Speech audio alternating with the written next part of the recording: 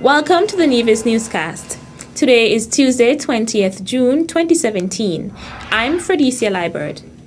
The rehabilitation project currently ongoing at Government House at Bellevue is on schedule, so says Senior Minister in the Nevis Islands Administration, the Honorable Alexis Jeffers. Jeffers stated that the building was constructed in 1909 and the contractor was given the directive to change as little as possible to the building so that it could retain much of its authenticity. So we wanted to maintain that colonial look or that original architecture, and I think we have accomplished that. But as we would have toured on the inside of the building, you would have seen some new things being done, but not so much new to divert from what the original was also. So I want to commend the contractor for the work that he has done. Him and his team, I must say. I also want to commend the project manager, who is Mr. Michael Perkins, and also the fact that this was undertaken through the complete supervision of the Nevis Housing and Land Development Corporation. I want to thank the staff there as well for ensuring that the materials are being received in a timely manner, and all of the necessary clearing and cleaning that has been done has been undertaken to the satisfaction of all. He also stated the aim is to finish the project so that the government can host its Independence cocktail in the newly refurbished house. I am happy to report that we have made tremendous progress, and I believe that by about September of this year we're hoping and we're working towards that goal to have, let's say, the Independence cocktail right here on these lawns. In the past years, and those persons who are about as old as I am, little younger or even older, would have come here in the past for various activities, cocktail and the like, and we want to be able to do that in September. The contractor is Alton Brown. I trust that by the end of August everything should be fine. I'm grateful that the minister is satisfied with the progress of work from his last visit. I'm amazed. I'm grateful for his comments on that regard. So I'm trying my utmost not to fail him for the completion coming Independence. The project is estimated to cost $1.6 million. As the official activities for Culturama 43 are fast approaching, the Culturama committee is hard at work to ensure that the cultural village is fully refurbished in time for its grand opening. We'll hear more in this report from Huey Sargent. Thank you, Fredicia, and we're here at the Cultural Village where we're seeing quite a bit of work taking place and an almost transformed village. I'm talking to Chairman of Culturama, Abernathy Liebert, about what's happening. We recently started reconstruction, or construction that is, of a new bathroom facility, and we are at this moment awaiting to pour the concrete roof this afternoon, and we have been assured by the contractor that in the next 2 weeks that he will be completed, and so we are on track, in fact, for the opening of this brand new facility come July the 14th. Okay, Abo, well, one of the things that I would have noticed, everything on the grounds where people will be is practically concrete. Can you talk about that decision? Well, we came in and we decided that we did not have enough time to create some green areas, and so we decided that we are going to give persons the option of partying on a concrete structure as opposed to creating some green areas. Now, one of the issues that we may be faced with is the drainage situation. Should heavy rains, but we are monitoring it closely right now. You'd realize on that end we have a trench that we have left, and should we have heavy rains between now and the completion of the work, now we are going to be finding a way to channel the water into that drain and then taking it away from the facility. Okay, the stage is complete, and notice we have a nice, if you turn around, if we have a nice elevated area there. What has the response been like for the persons who've come and seen it? Well, persons have come and seen the raised platform. They have commended us on it. I think that persons who do not want to be on the ground where all the partying is taking place, they can pay a little something extra and be seated in that in that raised area, that raised area, which I do not want to call it a VIP, but most persons are calling it a VIP, where we are going to be offering special service. You'd have your own bartender and all that inside of that area, and persons generally are feeling good about all of the work that we have done here at the cultural village. Even our bathrooms here, we have spruced up the bathrooms. We have taken out all of the old toilets, the old urinals, the face basins. We have taken out the windows because inside was a bit dark, and so we have put in glass windows, and we have given it a general facelift. So everything here at this venue is going to be almost brand new upon completion. All right, Abo, thank you very much for giving us this update. For persons who cannot be here because obviously it's a construction site, we're happy that we could be able to show you what is happening. And I now send you back to NTV Studios with Fredicia Liebert for the rest of the evening news. Thanks, Huey. The grand opening of the newly renovated Cultural Village is expected to take place on Friday, July 14th, with a grand bingo and entertainment provided by the Grand Masters Band out of St. Kitts. Some 11 speakers of national assemblies, as well as parliamentarians from across the Commonwealth region, are currently in the Federation participating in the 42nd Annual Regional Conference of the Caribbean, the Americas, and the Atlantic region of the Commonwealth Parliamentarians Association, CPA, under the theme Enhancing Democracy Through the Use of the Parliamentary System and the Media. Speaker of the Federal Parliament in St. Kitts and Nevis, the Honourable Michael Perkins, noted that the theme is very important, especially as it relates to the media and democracy.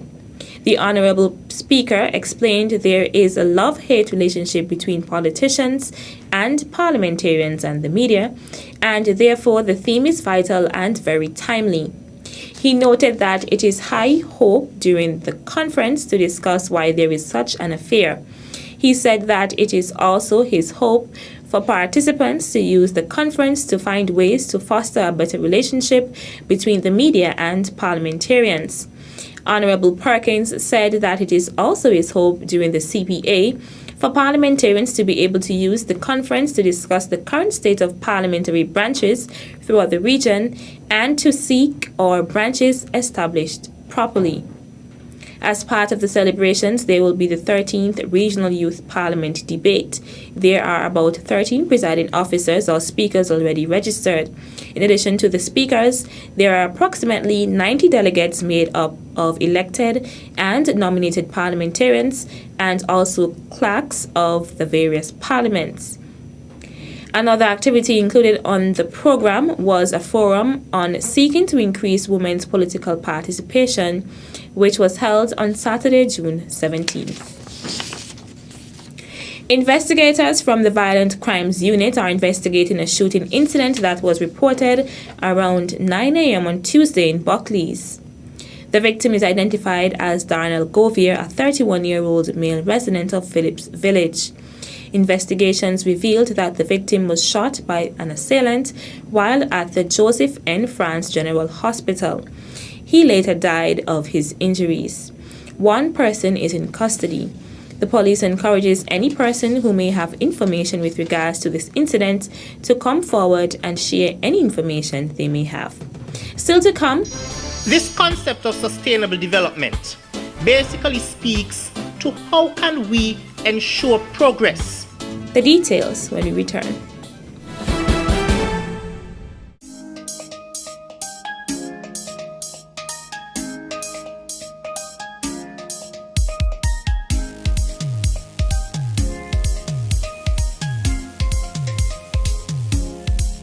If you like dancing and whining and fretting till the morning, if you like drinking, masquerading, live music always playing, if you like islands of blue seas where people always smiling, if you like street jams and bandstands where people will be jamming, don't you miss this time, no.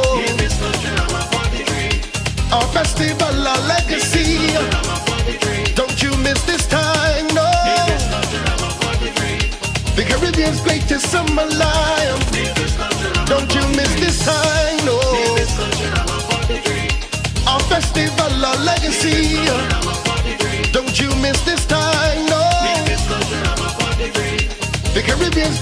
Jambalaya.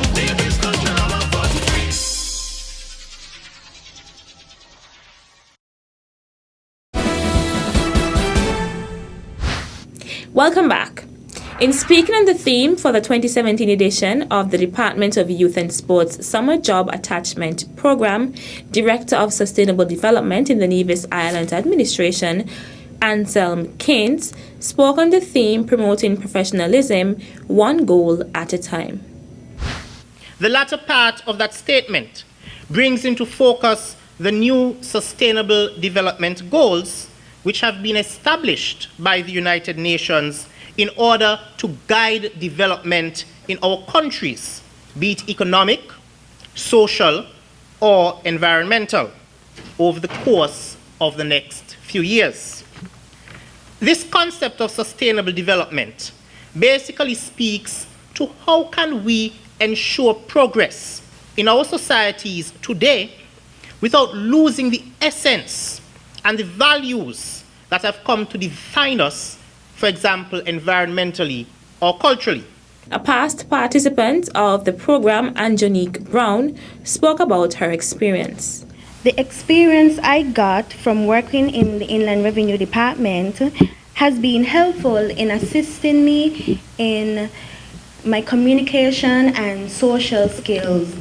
I had to answer the phone, I had to do work on the computer, various works on the computer within Excel and other stuff. It made a lasting impression on the department. I have now been given the opportunity to work at the Inland Revenue Department once again for this summer, for this vacation. I would like to thank the Youth and Sports Department for affording me this opportunity, and thank you once again. The program is expected to last for 2 weeks. After that, selected persons will be placed into different fields. Today, we would like to say happy birthday to Eileen Swanston Smithen, who celebrated her 100th birthday at the Zion Gospel Hall. Here are some excerpts of the celebrations. Certificate of recognition is awarded to Eileen Smithen in recognition of her 100th birthday, and it's signed by the Permanent Secretary and the Director of Social Services. This is what it looks like. In Job 2:9 said his wife, curse God and give up your life. Foolishly he was encouraged to sin. He did not unheed the love of God within. Oh yeah. But are you one for him? Do you know him as your Savior? Trusting in his words. Do you serve him as your master? Jesus is the King. For the open door, the joy of our salvation, our only hope for heaven.